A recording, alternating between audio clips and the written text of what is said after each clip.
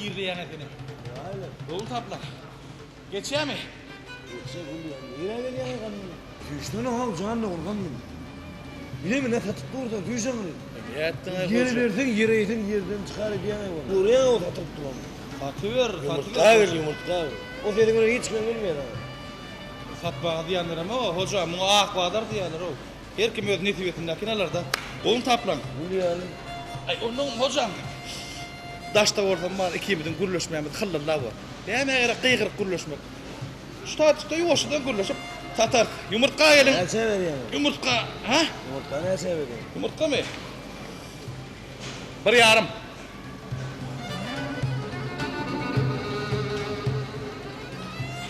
Sen yumurtka ne açadın? Kimin? 2 mi? Yaman kımmatla hocam yumurtkalar. Ay gördün o ulukan o. Tere sen neydi? Ne tapavdu oğlum? Menki Türkmen yumurtka ho. Onun lokan olun ne ama bu köp palaga. Hazır var ya. 2 mundan tatip ediyor. Şu yarsan var ya. Şu yumurtkandan cüce çıkar hocam. Ne meyse 2000 mantığı tavuğu alacak mı olmuşum? Karavra ayda yani.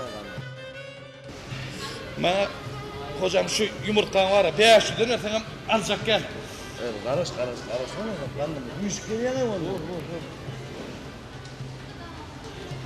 Yumurta gelin yumurta. Gelin Türkmen yumurtkası. Yamun. Gımma tohumunun mine doğru mat yani. Öyle yumurtlarına cevap verdin ama öyle tavuklu yumurtlarına cevap ver. Şunu 500 lira alacak gel hocam doğru mat yani. Yani benim içime aittan parak değil. Arkanın verecekler mi? Kalaklığın ne bileyim lan? İçine çıkardın mı? Daşına vuruttur. Bertine alacak gel. Yumurtka gelin yumurtka.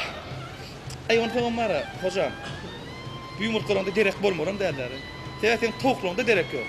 Vay ya. Bir Ya. de etmeden mi ya? Katım burun olayan ay doğru mu aytsam. Sen bar tavukların enkibatardan çıkan ha o. O pahayırlar cücük var ya ne ine mehrin örttürülür. Ne atı pendin alıttırırlar. Yine geliyor ne valla gururun benim valla. Koysana yerine vur koy yerine. Yerine koy yerine. Ben şu vakit abin aydanım katıyor ya hocam. Arada öngü de vardı. Tamam. Sen sonra. Şu neyim için örtme hocam ben? He, Türkşelli. 5 mutan yumurtka gerekliydi. Aydırını da ama. Aytacaktım öngde yok enler o. Ay koysana öyle alacak olan. Yo, ödüm alacak olarım o sana kömek olsun dedim. Vardım onun senem yok. Ay şu onun tavuk keteğine var ayrınayın dedim. Tamam. Tavuk keteğine.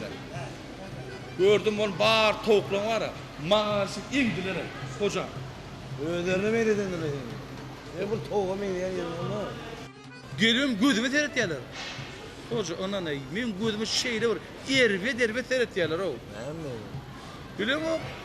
Cüyümü sokup eli alım alacak kolum olmayan tavuklan bir daha bir ödüp üstüme bir topulurlar o. Edir yarım eden gelen çağacıklar var ya, yarım eden gelen çağacıklar. O birbirinin ömür taçacak olup yarım eden dırşanırlar. Dur, men aytacaktım. Dur, men aydan nip var. Tamam. Edir şu çağıran var da ho. Dur, edir şu adam var ya. İşine bir maşin gelip durdu. Tamam. Kimden ne bilen o? Yankı tavuklan bardı var ya. Şu maşini arap indiler. Var o maşinin nomurunu seyrettiler. Hakiki maşinden çıkan tavuklar da o. Ay koysana eyvallah. Bir. Hayvanır da ho. Hayvan orada hayvanı men dedim ho. Doğru mu yani? Ne mi yani? Ne mi? O ne mi? Tavuk var ya tavuk. Yine men tavuklama tavuk değil. Düştüm. Hakiki kurt tavuktan çıkan. Unan hocam men tavuk vardı kan istedim de. Tavuk kurt oluyor. 20 kundan tamam cüce çıkar ya. Orada tamam cücecikler var ya. Daşla tırkep.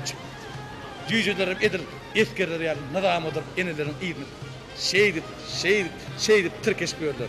Öderim bir cırkıl. Sen cücelerin aydım aytıyor mu? Ha? Koysana ne mi oğlum çepere koşuyor musun aydım ayda ya? Hocam. Arabada ayda yani kanım. Be.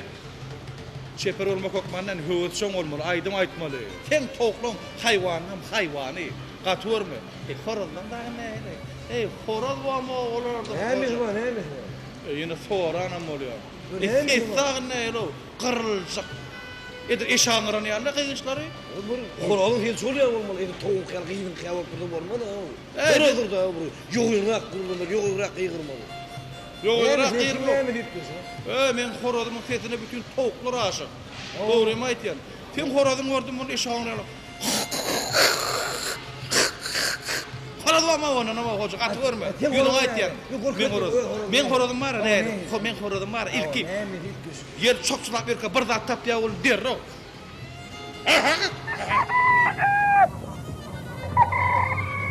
Ki olmar ara. Hemme toklar daşny üşüyor. İlki tapandadan toklara veriyor. A sen horodum var, horodum ama tapandadan toklardan gizle bir yer. Yakır mı? Owo. Sen onu durduğu işi yıkdiyen ya oğlum. Ay goy sana. Ha, onun näme ilki? Men horozum.